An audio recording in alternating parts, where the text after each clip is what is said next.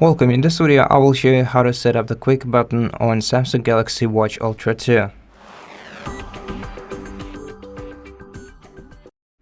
So the quick button is the one on the right side in the middle, and it can have many different actions assigned to it.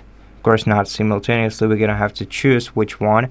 And if you want to reassign the action for your quick button, you can either do this on your watch. All you have to do is just swipe down the quick menu, then go to settings, and in settings we're gonna have to go to buttons and gestures, select action, and select a different purpose for your button. But if you have your phone around, you can do this much more convenient way. Open the Wearable application on it, then select this category or this tab, and scroll down to buttons and gestures. Once again, select action, and select the action that you'd like to use with your quick button.